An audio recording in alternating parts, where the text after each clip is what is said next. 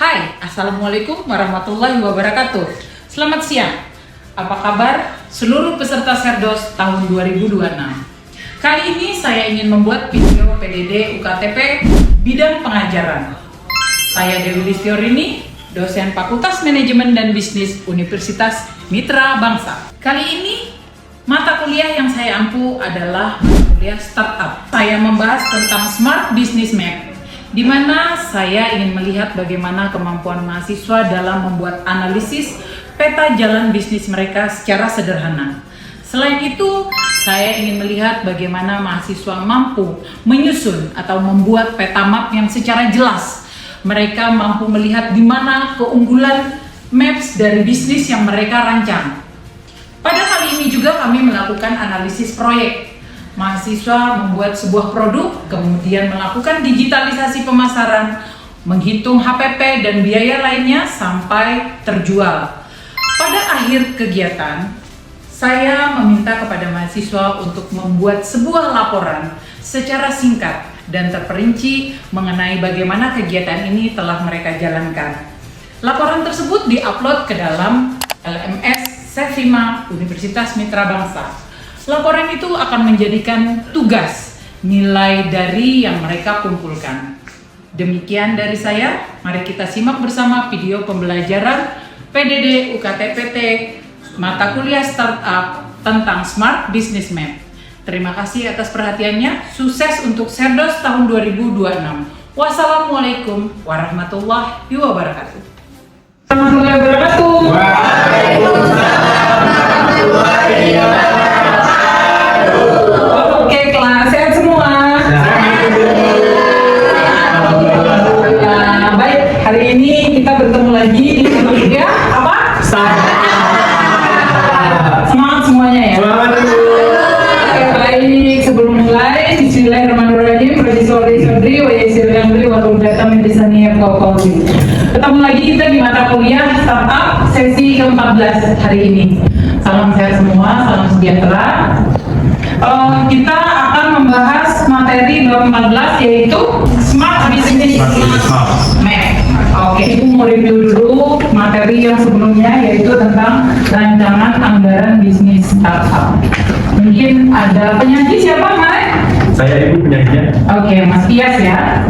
Baik, sebelum kita masuk ke materi yang baru, untuk materi yang sebelumnya ada pertanyaan. Saya izin bertanya, Bu. Oke, silakan. Mengapa seorang pendiri startup itu dia diharuskan untuk menghitung biaya operasional untuk 1 tahun ke depan, sedangkan biasanya tuh beberapa orang biasanya fokusnya cuma di modal awal doang. Oke, baik. Bagus sekali pertanyaannya. Ngapain sih kita untung sampai setahun, padahal kan modal kita juga di awal paling kecil banget, masih nggak gede-gede banget lah gitu ya. Oke, ada dari kelas yang mau mengomentari mungkin. Aku boleh bu mengomentari? Oh ya, silakan. Karena aku Ya. kemarin penyajinya. Jadi itu tuh masih banyak pengeluaran-pengeluaran kayak gaji untuk karyawan, beban operasional, listrik, sewa dan lain-lain. Gitu Fatma.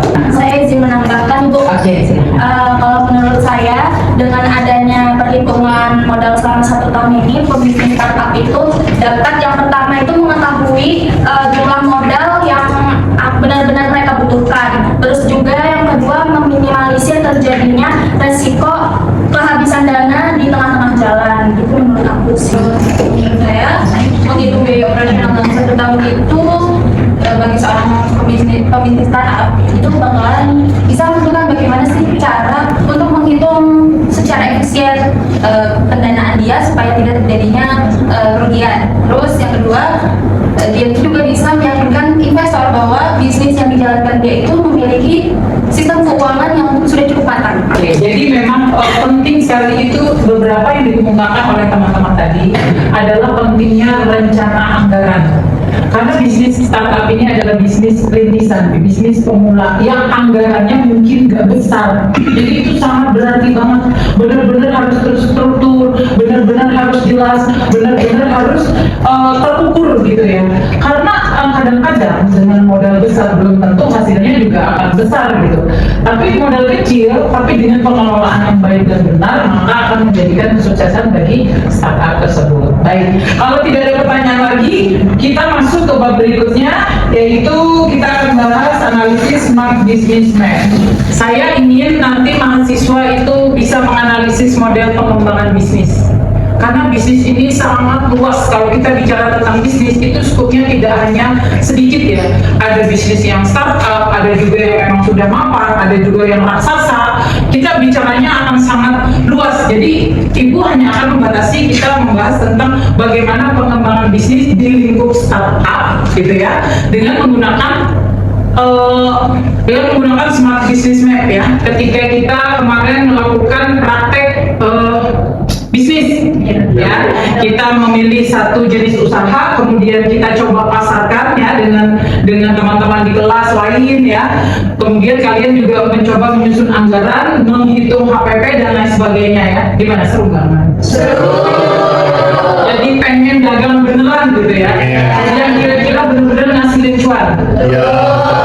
Walaupun cuannya kecil, tapi kalau hasil sendiri itu kayaknya mahasiswa harus mampu menjelaskan konsep dari Smart Business Map ini. Kemudian bisa kita coba menganalisis satu model bisnis menggunakan peta bisnis ini. Nah, kemudian penilaian dan kriteria yang kita pakai. Nah, nanti di sini untuk tes ada kuis. Ya, saya akan memutar kuis, nanti kita akan rebutan yang bisa jawab ya. Ibu kasih poin 5 ya. Nanti ada juga kita membentuk kelompok untuk membahas analisis dari bukan proyek tapi studi kasus, sebuah video pendek nanti akan Ibu putarkan.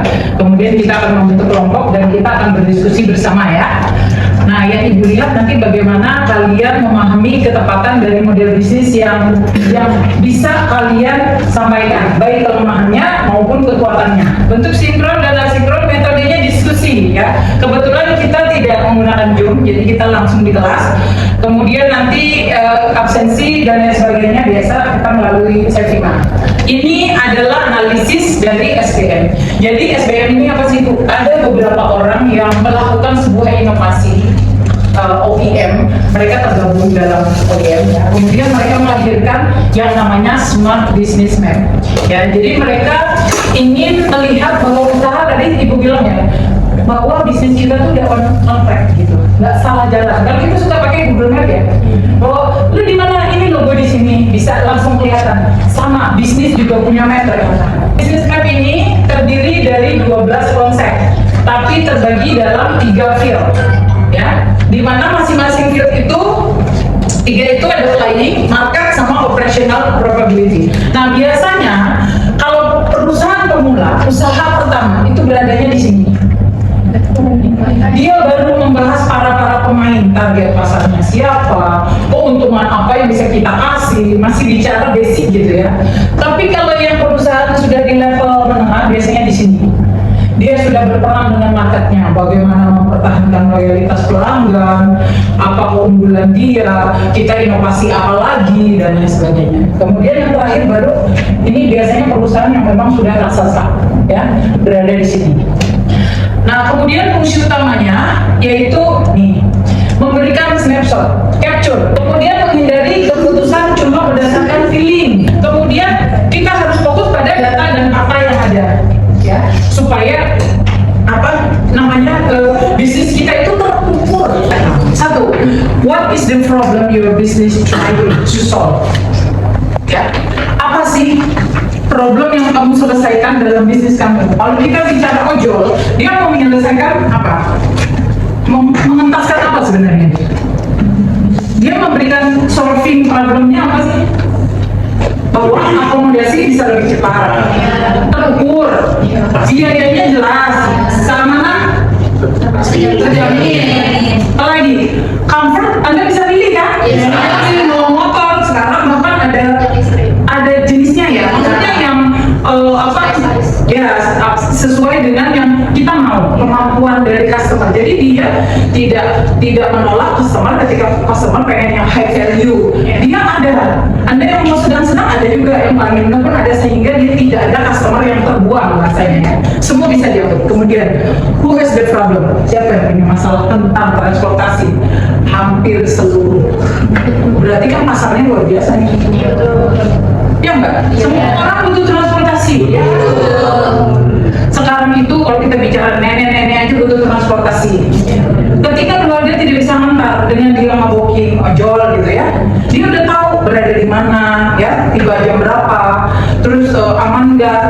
yang AC atau enggak dan lain sebagainya ya. Kemudian apa solusinya? Solusi yang dia tawarkan ya tadi ya, kenyamanan dan lain sebagainya, harga yang udah jelas gitu ya. Kemudian how big the market, besar banget kan pasarnya, besar banget karena hampir semua anak kuliahan pakai, anak SD aja pakai ya. Ketika mamanya nggak bisa ngantar, udah jawabannya pasti ya. Nah berarti ini makanya lima kategori ini berada biasanya di pemula bisnis ya. Kemudian apa faktor yang akan memberi impact pada bisnis tersebut? Maksudnya di sini kebijakan pemerintah. Misalnya, oh sekarang ojol pajaknya naik bla bla bla, itu bisa beri impact. Jadi contohnya kalau problem itu contoh, gue takut ujian, gue takut ngomong, kalau gue takut tampil di depan umum. Jadi gimana? Makanya ada kursus public speaking. Kemudian siapa yang punya masalah tadi ya, siapa yang takut ujian. Jadi banyak ini bisa mengarah. Kalau kita bicara ojol tadi, hampir seluruh lapisan masyarakat butuh transportasi ya. Kemudian what is the solution? Banyak para pengusaha yang mulai bisnisnya dengan, nah ini yang biasanya menjadi kegagalan. Kenapa? Kita tuh kalau bikin bisnis, gue menguasainya bikin rujak, dan gue sukanya makan rujak atau seblak deh. Ya udah itu aja, nggak peduli pasar butuh apa enggak, lu suka apa enggak, nggak peduli. Pokoknya gue bisanya itu, jangan. Makanya ini dia bilang ya.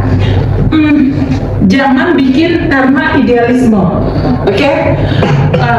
Baru nanti nyari pasarnya. Nah kemudian kita lihat dulu problem dan keperluan dari target market. Contoh gini, sekarang tuh lagi musim hujan, terus makanan comfort food tuh masa sih bakso, pempek agak mahal, ada cukanya.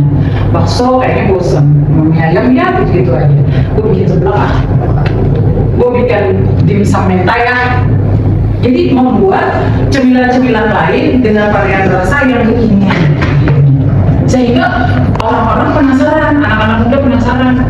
Oke, next, how big is the market? Nah, marketnya adalah orang-orang yang memang berminat mencicipi atau merasakan sesuatu yang baru.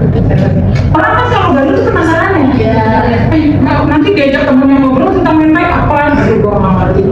Makanya sesuatu yang viral tuh biasanya berbondong-bondong ya, kita mencoba minimal kita tahu lah, nggak FOMO banget. Tapi kalau ditanya sama dia pernah sih gue cicipin, tapi gue ternyata nggak begitu sukanya. Yang lain mungkin enak tahu yang rasa ini, kamu salah raciknya, mungkin something like that ya. Lanjut, apa faktor yang akan memberikan impact pada bisnis tersebut? Nah ini tadi gue bilang, bisa kebijakan dan regulasi dari pemerintah, bisa kompetitor ya bersaing, kemudian LSM lembaga hukum ya, kemudian teknologi yang berubah-ubah, belum bicara ke siapa, customer yang minta berubah. Nah ini yang kategori 2 market landscape. Why do people choose you? Nah berarti kita harus punya apa? Kekhasan, andalan, gue harus punya bom di bisnis. Lanjut, how do you sell your product? Sekarang itu menjual produk tuh ya, nggak perlu susah-susah. Selama lu jago ngedit, lu menguasai digital marketing, ini harusnya tenang banget. Apalagi yang muda sekarang. Kemudian how do you keep your customer? Ini menjadi customer yang loyal, jangan sampai kabur. Makanya gue bilang 3 ini berada di ranah yang sudah leader, perusahaan yang udah menengah. Dia udah punya pelanggan yang loyal, tapi dia selalu mungkin jangan pergi dong, tetap beli produk gua. Nah gimana caranya? Dia bikin member, dia bikin poin, kadang gitu ya. Sama dia kakak, udah punya membernya, kita kasih. Dia mau menjaga loyalitas lu biar nggak kabur kemana-mana. Bagaimana konsumen atau pasar memilih produk kita? Nilai apa sih yang lu berikan? Pertanyaannya gitu. Apa pembedanya produk si Cantika dengan Kiran? Kalau beda-bedanya apa ya? Dekat rumah aja ada yang jual, nggak usah jauh-jauh kan gitu. Oh kata Cantika, punya gue bayar 1 dapat 5 misalnya. Kiran nggak mau kalah, beli 5 dapat boneka. Then how do you sell your product nih? Offline atau online? Sekarang itu berjualan lebih bagusnya adalah online. Kalian nggak perlu sewa tempat, cukup sebuah ruang yang memadai. Kalian bisa pamerin, tinggal bagaimana soft skill kemampuan kalian dalam memasarkan produk, menonjolkan produk kalian tersebut. Ya, banyak sekali. Lanjut, kemudian how you keep your customer nih. Customer yang loyal biasanya akan lebih berlama bertahan dan tadi ya. Jadi selain kita nyari customer baru, yang lama juga udah dijaga biar tetap setia. Ini nggak gampang ini. Karena apa? Kompetitor lain terus. Produk mereka lebih inovatif, kemasan lebih oke, harga. Nah, kita udah mulai harus terus berputar gimana caranya. Oh ya, nanti kalau ibu beli 5 saya kasih bonus, saya anterin barangnya dan lain sebagainya. Itu bentuk layanannya. Nah, ini terakhir kategori yang ketiga, yaitu yang ini biasanya yang udah besar misalnya. How do you increase your revenue? How do you manage your cost tadi? Ya, karena ini udah bukan pemula lagi. Ini kalau sampai terjadi kerugian, nah ya ini. What is your core resource? Dan how do you develop your team? Oke, materi ini kan sudah ibu suruh baca di minggu yang lalu. Ibu minta Reta mungkin bisa bantu ibu menjelaskan secara singkat aja empat kategorinya. Jadi kalau menurut saya itu kategori ini membahas bagaimana sih agar bisnis ini tetap memperoleh keuntungan. Dari pertanyaan yang pertama ini, how do you increase your revenue itu artinya bagaimana sih cara meningkatkan pendapatan perusahaan ini, karena tanpa pendapatan yang baik bisnis ini akan sulit berkembang. Terus pertanyaan yang kedua ini, how do you manage your cost, yang artinya itu bagaimana sih perusahaan ini mengelola biayanya. Seperti yang ada di slide itu, keuntungan hanya bisa diperoleh apabila pendapatannya lebih besar daripada biaya. Jadi perusahaan ini mampu mengendalikan pengeluarannya. Lanjut di pertanyaan yang ketiga ini adalah, what is your core resources itu? Apa sih sumber daya utama yang dimiliki perusahaan ini? Seperti contohnya itu perusahaan kopi Kapal Api ini memiliki sumber daya utama yaitu kopi. Kalau perusahaan software ini yang mempunyai core resource atau programmer dan software yang dia miliki. Di pertanyaan yang terakhir ini adalah, how do you develop your team? Artinya bagaimana sih perusahaan ini mengembangkan sumber daya manusianya atau SDM-nya? Karena teknologi ini kan di zaman sekarang memang sangat penting. Kalau kita tidak memiliki kualitas SDM yang sangat menentukan keberhasilan sebuah bisnis, SDM yang baik ini tidak bisa dibentuk secara instan, melainkan membutuhkan proses. Kemudian kalau kita bicara tadi tentang how you manage cost, karena ini penting ya. Tadi seperti sebelumnya Ibu pernah ceritakan atau jelaskan ya, bagaimana satu perusahaan besar tidak pandai mengelola keuangannya, sehingga dia mengambil lebih banyak investasi, sehingga dananya banyak terkunci di investasi daripada dia melakukan produksi. Akhirnya karena dana terlalu banyak investasi, goyanglah produksi. Kemudian how do you develop your team? Ini penting banget karena SDM yang solid itu bisa menghasilkan atau melahirkan bisnis yang kuat. Sistem keuangan berfungsi untuk memastikan data kita itu akurat dan real time. Ini termasuk juga kesimpulan dari rancangan anggaran ya. Sementara SDM memberikan catatan atau record gitu ya, foto kesehatan bisnis yang nyata berdasarkan keadaan data. Kemudian dengan menjawab 12 pertanyaan kunci tadi, dari masalah konsumen hingga pengelolaan aset, contohnya tadi kopi, program software ya, kita bisa menemukan titik fokus yang tepat untuk bisa kita perbaiki apabila usaha kita memang ada masalah ya. Pada akhirnya kombinasi antara sistem yang rapi, diagnosa dari SDM yang baik, yang akurat, itu menjadi kunci bisnis itu sehat dan siap terus tumbuh berkembang. Apabila tidak ada pertanyaan, Ibu, kita lanjut ke yang berikutnya. Saya mau adakan quiz. Oke, tapi sebelum quiz kita bikin kelompok dulu ya. Boleh? Boleh. Silakan dibentuk kelompoknya.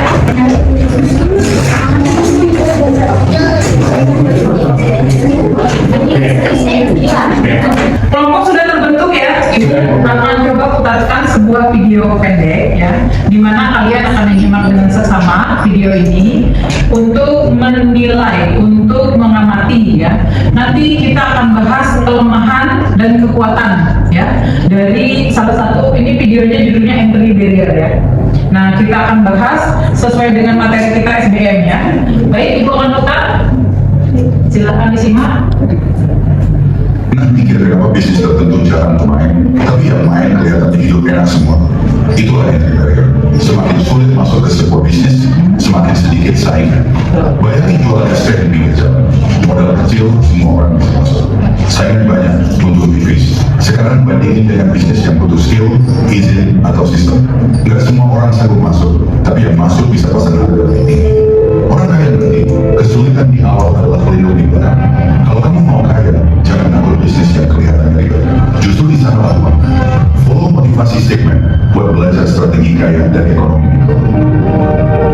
Silakan masing-masing kelompok berdiskusi. Nanti Ibu beri waktu 5 menit cukup ya? Cukup. Oke, silakan.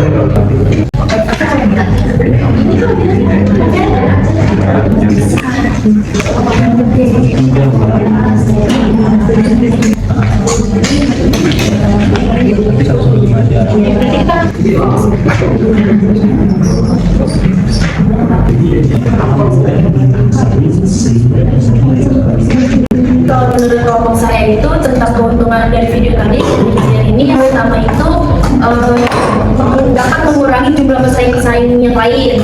Jadi kalau yang kedua ini si perusahaan ini juga bisa lebih meningkatkan profit yang lebih besar karena kan jumlah kompetitor yang masuk lebih kecil. Betul.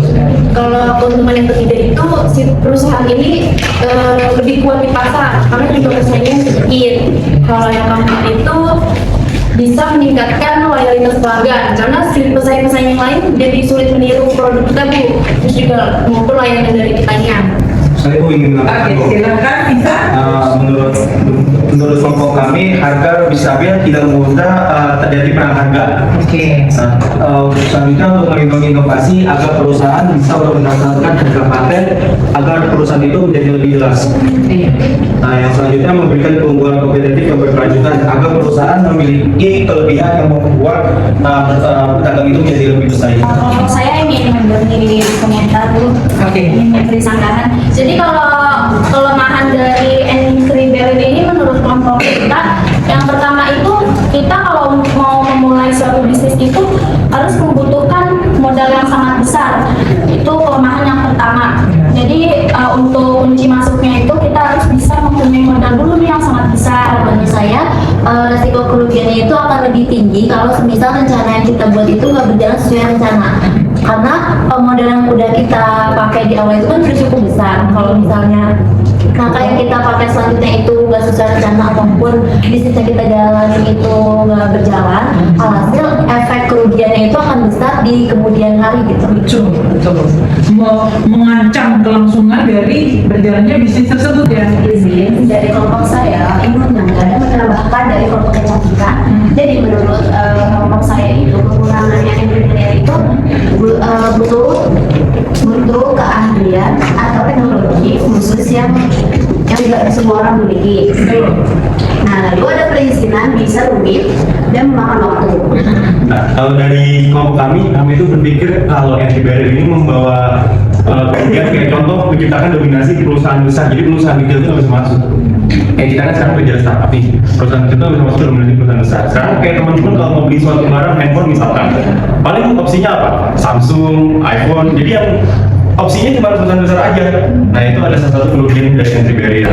Kesimpulannya adalah kalau bicara sebuah bisnis gitu ya yang hype, kita bilang hype ya, spesial karena biasanya terkait dengan apa, regulasi dari pemerintah, izin tidak mudah, SDM-nya butuh kompetensi khusus, modalnya besar.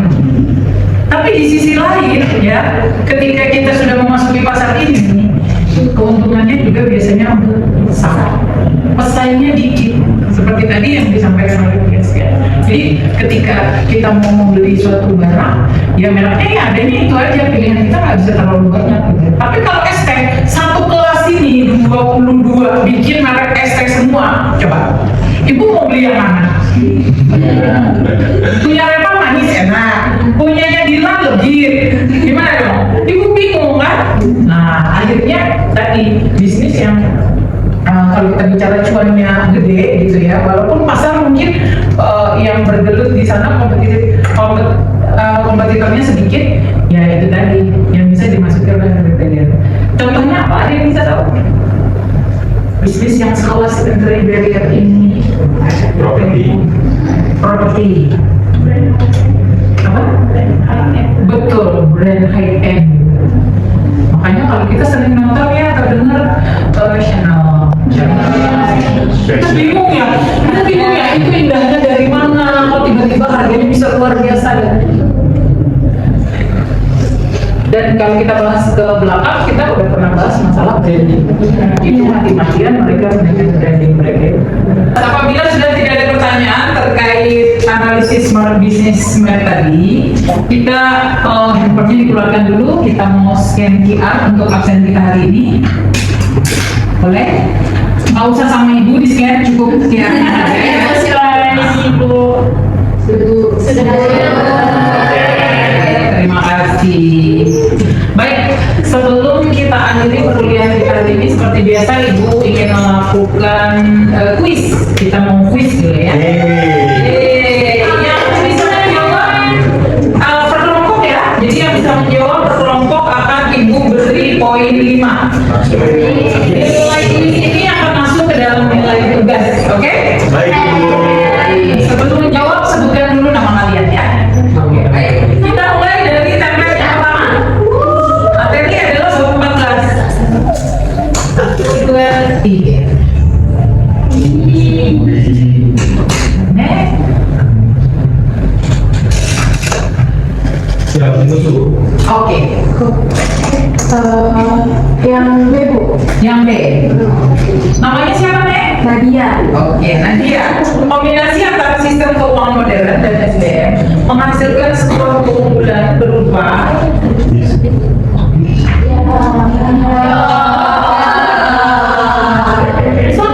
Oke. Pardinus? Silakan. B. Bravo.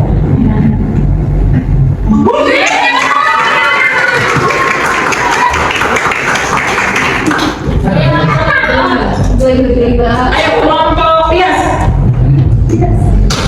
Oke, saya mau jawab Bu. Oke, silakan. Saya jawab yang C. Charlie.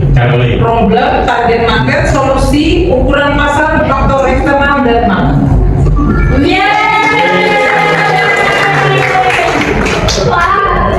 Oke, silakan. Bravo. Solusi dibuat sebelum masalah dan target market diidentifikasi sehingga berisiko tidak akan terlalu.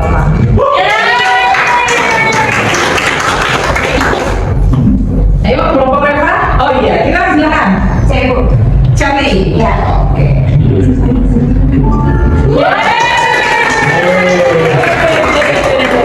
Dari kelompok yang salah siapa? Lanjut, tenang, masih ada babak kedua. Oke? Siap-siap di babak kedua.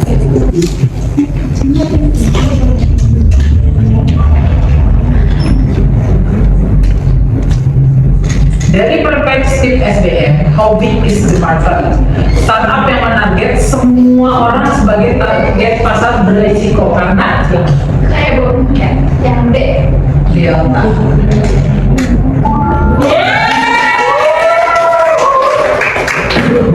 Ini. Oke. Yang B. Yang apa? Yang B. Namanya sebutkan. Oh, saya ini ya. Oke. Yang berapa?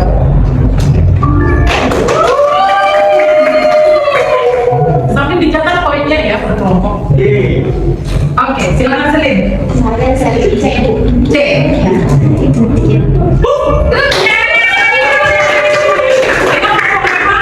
Oh iya, silakan. Nadia lagi, Bu. Nadia lagi.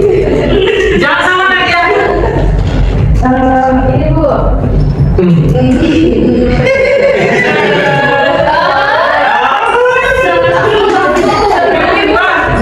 Iya. Saya jawab. Asli silakan. Yang C, Bu. Charlie, market landscape.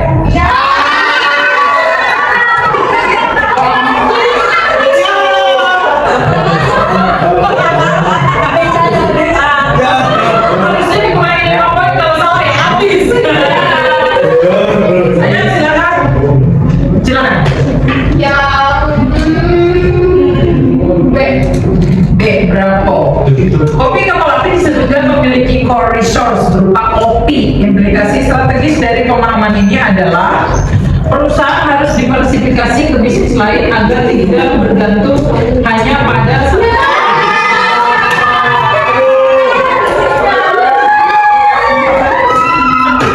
sampai Odinus juga itu tepuk-tepuk.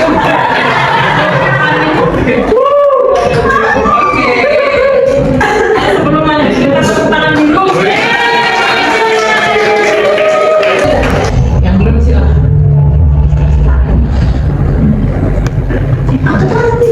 Oke, bisa.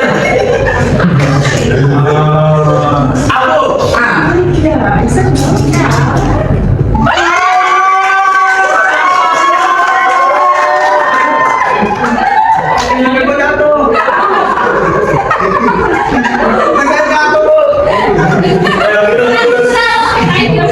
B. Bravo.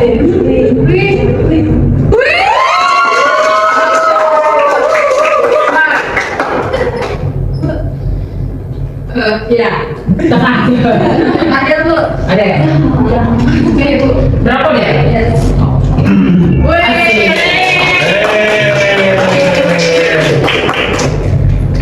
Ayo masukin guys. Oke. Aku C, Bu. C.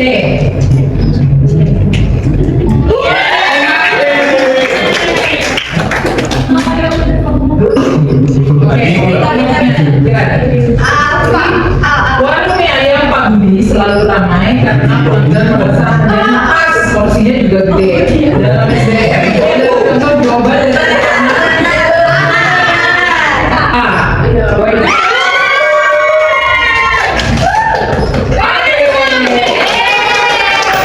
Kelas dengan berakhirnya kuis tadi kita akhiri juga kuliah kita hari ini sesi ke-14. Kita bertemu kembali di pertemuan berikutnya. Kita akan membahas sesi 15 yaitu kegagalan bisnis. Ini bagian yang tidak enaknya. Oke, baik, nanti untuk pertemuan ke-15 juga Ibu pada saat pertemuan terakhir akan menyampaikan beberapa clue dan kisi-kisi untuk UAS ya. Terima kasih atas kebersamaan hari ini. Terima kasih atas keseruannya. Terima kasih atas semangat dan support tinggi dari kalian, keinginan belajar yang tinggi ya. Jaga diri baik-baik, sehat selalu, hati-hati di perjalanan. Kita semua. Ibu akhiri. Alhamdulillah. Wassalamualaikum warahmatullahi wabarakatuh.